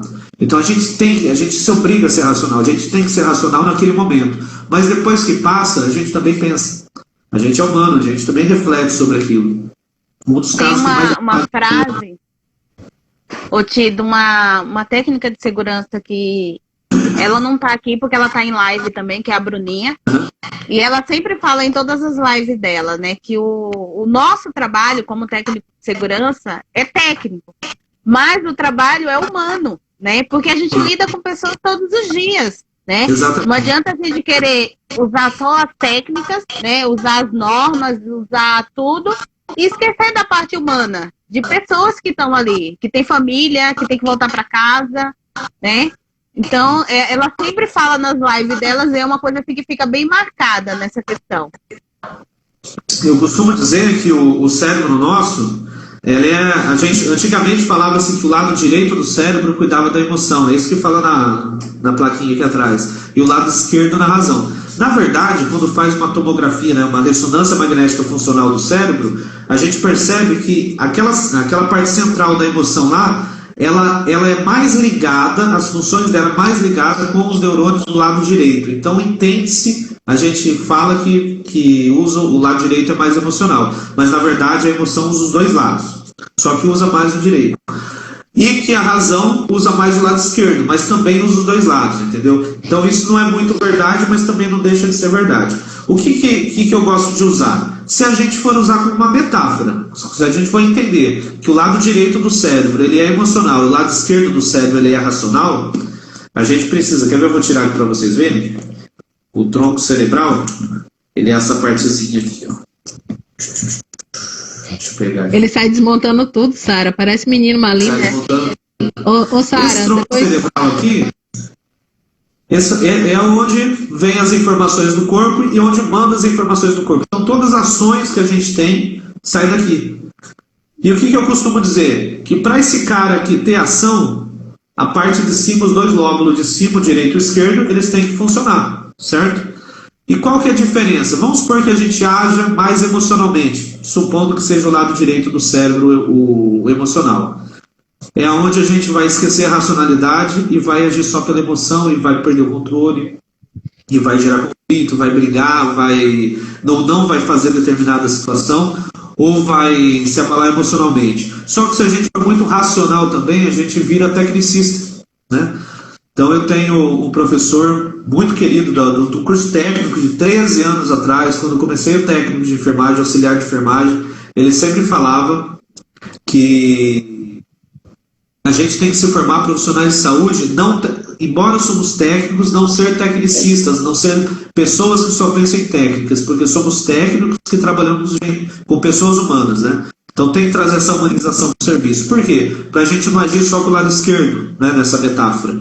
Então, o que é o ideal? Para o tronco cerebral que está aqui na mesa funcionar adequadamente, a gente tem que equilibrar o direito e o esquerdo.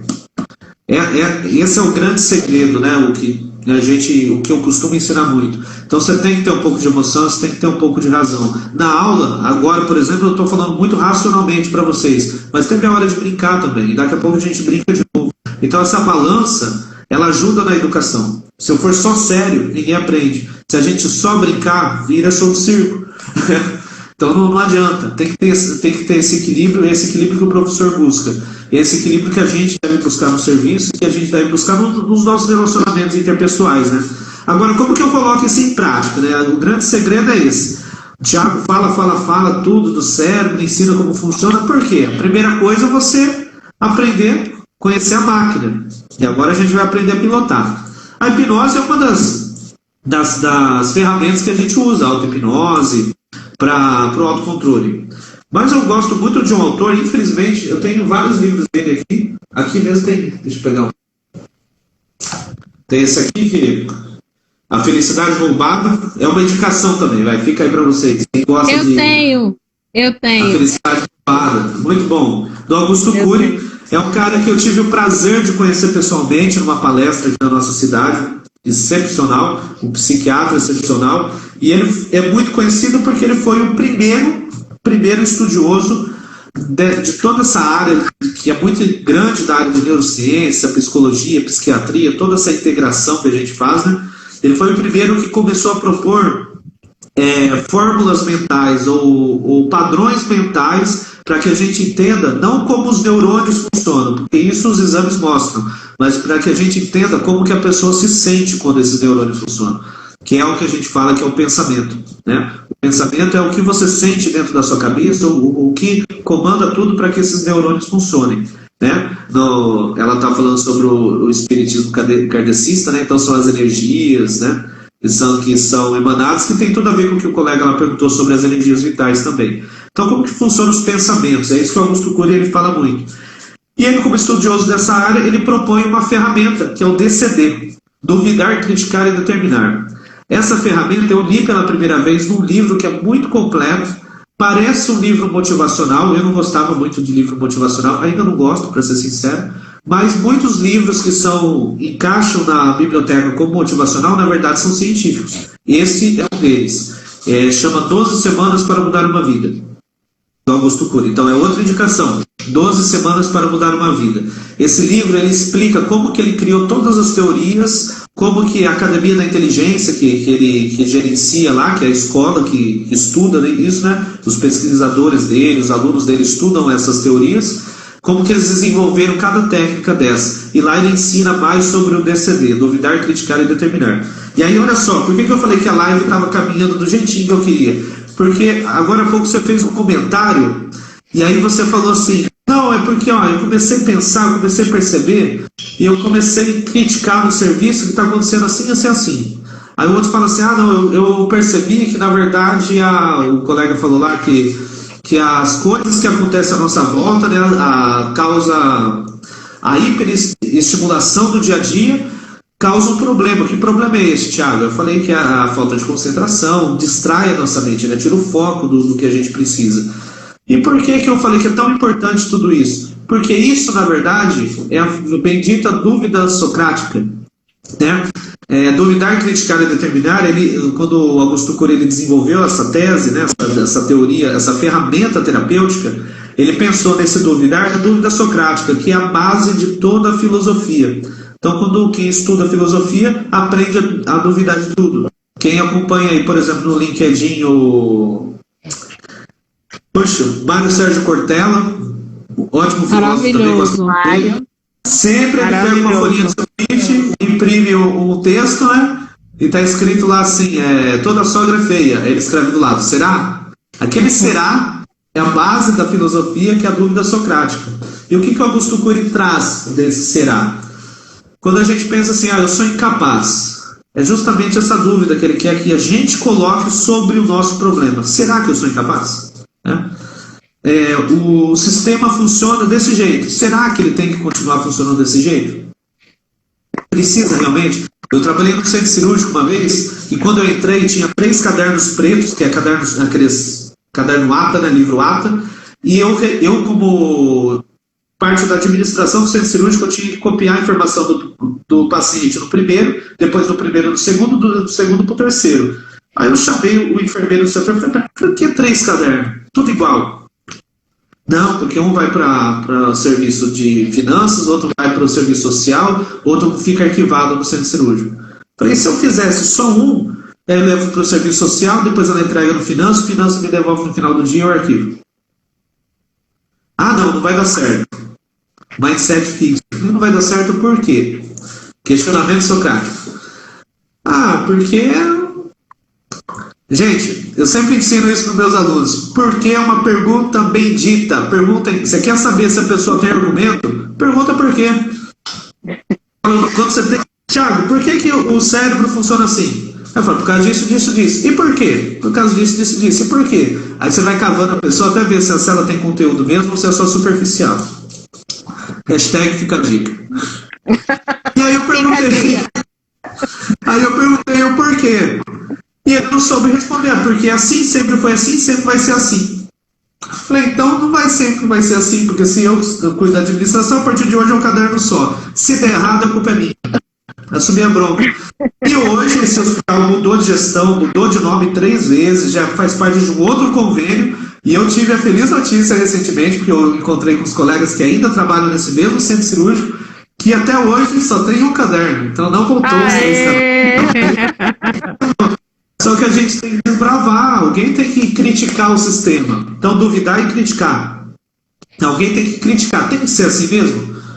A pessoa fala, tem, mas por que tem que ser assim? Então a gente tem que duvidar dos nossos problemas, criticar eles e determinar. A crítica tem a ver com a psicologia, né? Faz parte da arte da psicologia. Então, Augusto Cury tirou a crítica justamente dessa área. E a parte de desenvolvimento humano, de recursos humanos, que é a minha área, né? Que é desenvolvimento pessoal, é o determinar estratégico. E a gente fala, por exemplo, uma estratégia de coaching para vocês, né? Quando a gente determina algo na nossa vida, a gente tem que colocar o que a gente vai fazer, como a gente vai fazer, quando a gente vai fazer e qual o resultado que eu vou ter de métrica. Tipo assim, ó, eu vou, como comentei com vocês no começo da live, vou construir esse escritório, esse estúdio. Em quanto tempo eu vou construir? Quando eu vou começar a fazer? Da onde eu vou tirar verba para isso? Então, tudo tem que ser estrategicamente pensado para que a gente consiga seguir passo a passo, né? Para que a gente consiga seguir passo a passo. Senão, aquele negócio que a avó falava, né? E as vozinhas têm uns pensamentos muito sábios. Ela falava assim: se a gente não sabe onde a gente vai, qualquer lugar serve. Qualquer lugar serve. Então, se qualquer lugar serve, é isso que acontece. A gente fica à deriva, com o pensamento à deriva, com essa hiperestimulação, aí você não aprende, você não evolui no serviço, você não evolui como pessoa, não evolui como profissional, porque você fica à deriva. Então, o que é esse determinar que o Augusto Cury fala? É você determinar uma mudança na sua vida. Falar, a partir de hoje não vai ser mais assim e ponto. A partir de hoje não vai ser mais assim e ponto. Eu sou cristão, né, gosto muito dos textos da Bíblia, e eu cito a Bíblia nas palestras muitas vezes, até como um livro histórico, porque tem muita coisa, além da religião, para a gente tirar ali para a vivência, para o mundo corporativo, para o nosso psicológico, muito mais, além da espiritualidade que eu acredito. E tem uma história, né, de que Jesus Cristo estava lá, estava no meio das pessoas e trouxeram uma prostituta que tinha sido pega no ato de prostituição. E aí falaram para ele, aí ó, fala na lei de Moisés que a gente tem que matar, o que a gente faz? E Cristo, com a sabedoria que tinha, falou assim, quem não tiver erro, que atire a primeira pedra. Por isso que eu estou batendo nessa frase desde o começo da live. Eu queria falar agora, no finalzinho, para a gente fechar, queria falar sobre isso. Quem não tiver erro, que atire a primeira pedra. E aí todo mundo foi se afastando, né? Tem umas nuances ali no meio, vou resumir a história. E aí fica só ele e essa prostituta, essa mulher que estava se prostituindo. E ela fala, e agora? Ele falou assim, minha filha, quem te acusa? Alguém te acusou? Ela falou, não, ninguém me acusou. Ela falou, se ninguém te acusou, eu também não vou te acusar. Mas vamos trazer essa realidade dessa história, né, conhecida já, para você descer. Primeiro, ele duvidou da capacidade de... Deixa eu tirar, chegou uma mensagem que tampou a tela, não consegui ver vocês. Cristo, a primeira coisa que ele fez foi duvidar da capacidade que aquelas pessoas tinham de apedrejar aquela mulher porque eles se sentiam mais santos que ela. Então o que ele fez? Eu duvido que vocês não têm pecado. Quem não tiver, tira a primeira pedra. Ele duvidou. Aí depois ele criticou, ele falou para a mulher assim, vou fazer uma crítica. Cadê seus acusadores? Cadê eles? Ela falou, não, foi todo mundo embora. Então ele estava trazendo para aquela mulher uma transformação de vida muito profunda. Augusto Cury, ele fala que ele deixou de ser ateu justamente por causa disso, né? Porque ele começou a estudar a mente de Cristo, e a gente sabe que hoje as coisas que a gente vê, como a gente está comentando aqui sobre algo de neurociência, que Cristo fazia há 2000 anos atrás, ele já achou surpreendente, né? Então para a gente hoje é surpreendente. Para a época, que era uma época cognitivamente muito arcaica, né? Era muito mais impressionante ainda. Então ele estava trazendo uma transformação de vida para aquela mulher e para quem conseguiu entender. Quando ele fala quem tem ouvidos ouça, na verdade ele está falando, quem está atento aí, vocês estão entendendo. Quem tem ouvidos ouça o que eu estou falando. Vocês vão captar e vocês vão entender o que eu estou falando e vocês vão ter a vida transformada também. Então a transformação de vida que ele trazia, uma das técnicas que ele usou não era o CDC, porque o Augusto Cury não tinha criado na época ainda, né? Mas ele usou justamente a mesma base. Ele duvidou das pessoas, ele criticou a acusação que fizeram contra a mulher e depois ele determinou. Ele falou assim, então se nada te acusa, eu também não te acuso. Agora vais e não peques mais. vai e não cometa mais o mesmo erro. Essa é a determinação que ele estimulou ela a fazer. Ela falou, agora você muda de vida. Porque não adianta você passar por um processo terapêutico, você tomar medicação, você participar de coach, você fazer tudo na sua vida se você não determinar uma mudança. Não adianta participar dessa live todo o tempo se a gente não determinar uma mudança. Então o grande segredo é esse. O grande segredo é a gente decidir mudar. Né? Perguntas? Não, só elogios. Um tanto de elogio. Só tem uma pergunta da a Laís Maciel, que é daqui da Bahia. A Lai colocou o seguinte, é a da dica? Essa? Essa daí, que ela fala que ela é muito transparente. Não precisa ler não, Sara. Ela fala assim que ela é muito transparente, Thiago, que no rosto dela transparece as emoções. Se você tem alguma dica para isso. E aí a carapuça serviu aqui lá e a gente é igualzinha. Só que hoje eu recebi hoje eu recebi um feedback, Thiago. O povo disse que é autenticidade, viu? É uma dica. Continuem assim. Que bom. Tem uma amiga as que ela entrou, não pessoas sei que se se ela incomodam com a verdade de vocês que tem que mudar. Sabe o que a avó falava? Sabe aquela avó que é inteligente, que sempre fala coisa boa, que eu falei? Ela falava, os incomodados que se mudem. A gente não tem que mudar por causa do mundo. O mundo tem que mudar por causa da gente. Aí, Lai, ó. Pode ser egoísta, né? Pode ser. Mas, cara, os erros a gente tem que mudar. Mas ser autêntico, ser verdadeiro, não é isso. Claro que às vezes a gente tem que dosar. Eu falei pra vocês que eu ia contar a história, né? Tem a ver com isso que ela perguntou. Vou contar. A história chama, vocês procuraram. Eu não sei como que pronuncia o nome dele correto. Eu acho que é Pinasgate. Pinasgate. Ele era um líder dos operários, aí você que trabalha em mineradora, Fabi, você vai poder me explicar melhor. Mas eu não sei exatamente como que fala, se é minerador, então o pessoal que trabalha lá quebrando pedra. Fala aí, Fabi. Mineiro. Então, os mineiros trabalham lá quebrando pedra. Antigamente eles usavam, não sei se usa ainda, né? Deve usar para alguma coisa, estacas, umas estacas grandes de ferro, bate com a marreta. Não se usa mais não, só em garimpo clandestino. Garimpo clandestino ainda usa. Então beleza. E usava também dinamite para explodir algumas regiões, fazia um furinho. A gente usa muito. E essa usa ainda, né? A bomba nunca sai de bomba. A gente usa umas mais avançadas hoje em dia. Sim. Antes era aquela dinamite de desenho animado mesmo. Né? Sim. Aí, olha só, existe a... Eu não vou saber explicar como a Fabiana explicaria, né, que está nessa linhagem de frente, mas quando a bomba explode na pedra, ocorre uma vibração em cadeia e todas as rochas vibram em volta. Naquela época, eu não sei se já existia segurança do trabalho ou não, eu acredito que não, é um caso bem antigo, mas eles tinham essa comunicação. A hora que vai estourar, todo mundo fica longe das ferramentas, tira as mãos, estoura para depois continuar o serviço. E aconteceu uma falha de comunicação e o rapaz detonou a bomba e o Pinasgate, esse líder, que era um homem que era tido como um dos melhores líderes, querido pelos colegas, uma pessoa altruísta, que conseguia unir a equipe, gerar aquela sinergia, era o líder perfeito. É isso que a história conta. É que os próprios liderados dele contaram para os estudiosos do passado. O que aconteceu? Ele estava com a estaca na mão e ia dar uma marretada para ajudar a equipe. Aí veio a vibração, essa estaca perfurou a maxila dele, perfurou o olho aqui. Deixa eu ver se eu tenho uma estaca aqui para mostrar para vocês. Vou usar a caneta. Perfurou essa região aqui e saiu aqui no topo da cabeça. Então, foi essa região, deixa eu pegar aqui. Entrou aqui, da bochecha dele, e saiu aqui em cima. Ela atravessou justamente essa parte do cérebro aqui, e tirou essa pontinha.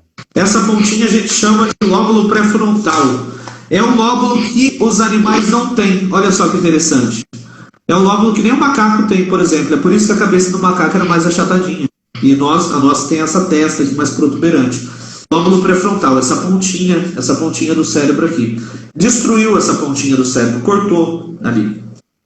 Foi feita a cirurgia, tudo tal, era muito arcaica a cirurgia, mas ele sobreviveu. Só que com um detalhe, Ele mudou totalmente o temperamento dele. Ele virou uma pessoa que antes era extremamente controlado, extremamente equilibrado. Ele passou a ser uma pessoa totalmente extremista. Ou seja, quando ele via alguém olhando para ele, se ele achasse que estava pensando mal, ele já ia para cima para matar a pessoa. Porém, quando ele via um cachorrinho brincando na rua, ele se emocionava tanto que ele chegava a chorar. Então ele ficou totalmente extremo. Ou era racional ou era emocional.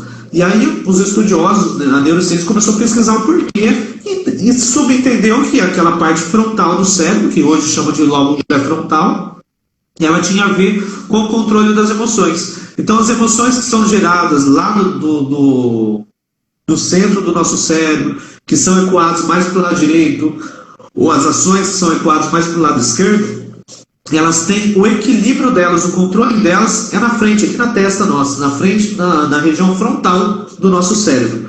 E foi graças a esse acidente de trabalho aí que aconteceu isso e a gente descobriu isso.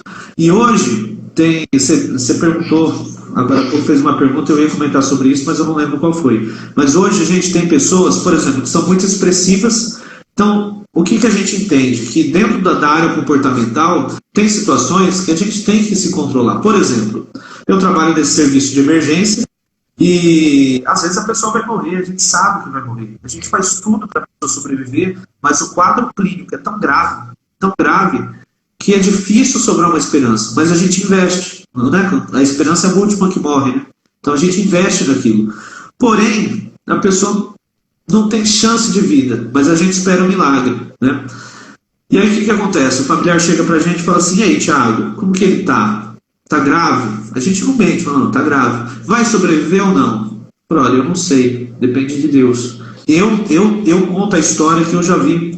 A gente atendeu uma parada cardíaca com todo o protocolo, com uma das melhores equipes, acompanhado dos melhores médicos, por um tempo além do que o protocolo preconiza, né? Hoje, nas medidas nossas, além do protocolo preconiza, o homem ser dado como morto, a gente estubar ele, tirar o acesso venoso, tirar toda a droga, comunicar a família, e a hora que a gente fosse, praticamente no momento já de embalar o corpo para deixar na casa, o homem voltar à vida sozinho do nada. E eu vi isso, eu vivenciei isso, entendeu? Então, milagre existe. A gente só precisa estar treinado para ver. O problema é que a gente confia muito no lóbulo pré-frontal e deixa as decisões para ele. O que a gente não sabe é que esse lóbulo pré-frontal ele é treinado baseado no nosso histórico de vida, baseado no que a gente já viu, baseado nas nossas emoções. Eu, como enfermeiro, na ambulância sou técnico de enfermagem, como um técnico à frente do serviço, a gente perde a fé, porque a gente vê tanta pessoa morrer, você investe em tanta pessoa e vê tanta pessoa morrer, porque parece que você faz, e nem sempre surte efeito. Mas a gente tem que entender que a vida não está na nossa mão. Que nem sempre o lóbulo pré-frontal tem razão. Entendeu? Vai muito mais além do que a gente pode controlar. E tudo que a gente tem a fazer é duvidar, criticar e determinar ser diferente. Tudo que a gente tem a fazer é decidir que eu não vou ter esse mindset fixo, que não é só a técnica de urgência e emergência que salva a vida, não é só a terapia, que não é só a medicação, que não é só esforço, que não é só a técnica, que não é só os cursos que fazem a diferença. Tem que ter alguém, algo por trás, algo maior que ajude a gente a reger tudo isso. Eu vi uma vez um ateu falando, né? Eu achei que foi uma das frases mais bonitas que eu já ouvi da boca de um colega ateu. Ele falou que por mais que eu não acredite na existência de um Deus, eu tenho que assumir que a crença no Deus é a única coisa capaz de reger a humanidade. É verdade. Eu tenho uma indicação de livro aqui, você falando que a gente tem que aprender a ver os milagres e enxergar os milagres. E depois que eu li esse livro, realmente minha vida mudou completamente. Chama-se Pequenos Milagres do Dia a Dia. Não lembro o autor, mas é da editora Sextante. E é maravilhoso. São, acho que, 15 histórias, que cada história tem mais ou menos 2 páginas para se ler, mas que mostram fatos reais que aconteceram com pessoas que, diante do que elas viveram, elas começaram a acreditar nos milagres, que são os milagres do dia a dia. A questão de repente, você pegar um engarrafamento e você se estressar, sumir um documento seu e você não conseguir sair no horário, né? Você não conseguir encontrar o familiar. Quantas pessoas já tiveram livramento do acidente por esses motivos? Verdade. São os pequenos milagres. Uma das passagens desse livro cita que um rapaz estava andando próximo a uma praça e ouviu gritos de socorro. E do nada ele achou aquele grito de socorro assim, muito desesperador, mas ele não reconhecia a voz. E ele entrou na praça para poder ajudar a pessoa que estava pedindo o grito de socorro. E quando ele se deparou, era a filha dele que estava correndo perigo lá com um cara, né, tentando violentar. E ele conseguiu salvar a filha. Então, assim, quantas milhões de vezes ele estaria passando por um local onde estaria acontecendo alguma coisa e seria alguém tão próximo a ele? Mas é a questão do que a gente falou hoje, né? Da mudança, da empatia, do olhar para o outro, de você se colocar e começar a enxergar além, de você determinar suas mudanças também. Buscar ser melhor a cada dia, não é isso? Eu acho fantástico. De uma banda, a banda Rosa de Saron, uma banda católica. Linda, linda. Curto muito a música deles, tive a oportunidade de conhecer eles pessoalmente também, não como novo vocalista, né? Mas eles gravaram recentemente uma música que, se não me engano, chama Onde os Olhos Não Veem. Quem puder aí, ó, curte aí meu Instagram já, vai lá no meu Facebook, Enfermeiro da Mente. Vocês procuram no Facebook, Enfermeiro da Mente, ou Thiago Alavars, também vai achar. Thiago Alavars, Enfermeiro da Mente. Saindo da live aqui, eu vou postar o clipe deles lá na página do Face, Enfermeiro da Mente. Esse Onde os Olhos Não Veem. Vocês ouvindo a música e vendo o clipe, vocês vão enxergar que é a música da história que a Fabiana acabou de contar. É muito lindo, é isso aí. Eles escreveram uma música e fizeram um clipe disso que você falou. É fantástico. E quando a gente fala de mente humana, a gente tem que falar do coração. E antes, você sabe que tem uma curiosidade. Antes a gente achava, né, antigamente, que o cérebro ele era um órgão gelatinoso de termorregulação. Era só para regular o corpo. E que todas as emoções vinham do coração. É por isso que a gente fala que as emoções estão no coração, no peito, né? A gente sente o sentimento aqui, por causa da vasodilatação e tudo mais. Mas o coração emocional está aqui dentro. Ó. E quando a gente fala de ciência, não tem como deixar o lado humano e o lado do coração de fora. Tem que citar a emoção. Ti, eu quero te agradecer pela generosidade de hoje. Todas as lives são excepcionais, mas a de hoje foi, assim, ultra excepcional. Eu vou cobrar. Então, Sara, esquece o convite. Esquece o convite. Eu já falei com Sara. Sara, convida aí pra gente fazer uma segunda live no Sextando com a Silene. Ele é um fera mesmo pra estar com a gente. E eu falei assim, convida ele também para uma live especial pra gente falar sobre mágica, né? Trazer algo leve para as pessoas também. Mas assim, eu não tenho grana pro cachê, eu não recebo nada para fazer o que eu faço de coração. E a Sara entrou também nesse navio aqui, é de coração. Aí se você topar de coração, aí o convite está feito. Agora se for no cachê, meu irmão, eu tenho que começar a ganhar dinheiro. Faz aquela mágica. E aí o convite está feito. Mas eu sou muito grata por ter te conhecido e por essa live maravilhosa de hoje. Eu também. Sarinha. Muito obrigado. Ô, Ti, o máximo que a gente tá falando é pedir um Pix para bancar a internet da Fabi, né? Porque lá onde ela tá... Hoje, já sei. Não, hoje ela tá na casa da mãe dela, ela tá no lugar que a internet funciona, mas se você visse lá na cidade da mina, onde ela fica, a internet... A live tinha sido feita em 3 partes. Ontem até que tava bom, mas assim, é complicado. Eu falo que a gente não pede nada, só apenas uma contribuição para a internet. Isso aí, pessoal. Manda o Pix. Ô, Tia, eu quero te agradecer. Como o Grey falou, que eu sou suspeita de falar de você, tá? Mas, assim, eu amei todo o conteúdo. Eu conheço você e, assim, é que eu falo, quem não te conhece acaba se encantando com a bagagem que você tem, né? E... foi tudo muito mágico, apesar de você não ter feito mágica, mas foi tudo muito mágico. E assim, só tem elogio, as pessoas que eu convidei, que participou, Tem gente perguntando se a live vai ficar salva, Gravada. vai ficar salva, vai ficar Manda gravada. elogio pra mim que o Facebook adora essas coisas, pra me promover também. Manda bala, isso aí. Segue Eu não o ligo Thiago pra elogio, Alavassi. não. Pro meu serviço é ótimo, manda mesmo. Segue o Thiago Alavassi lá no Facebook, quem não conhece, no Instagram também. Porque assim, Isso. ele tem muito conteúdo muito bom. E assim, eu só tenho que te agradecer. Agradecer a Kate, que eu sei que ela tá aí nos bastidores. Tá. Eu Depois a também. gente vai Eu também quero agradecer a Kate por ter um marido tão maravilhoso, assim, um profissional tão exemplar. Eu estou apaixonada também, Kate, com todo respeito, pela pessoa, pelo profissional, por tanta bagagem, tanto conhecimento. Muito obrigada mesmo, de coração, por estar enriquecendo aqui nossos programas. Obrigada gente. por Deus tudo, abençoe. tá?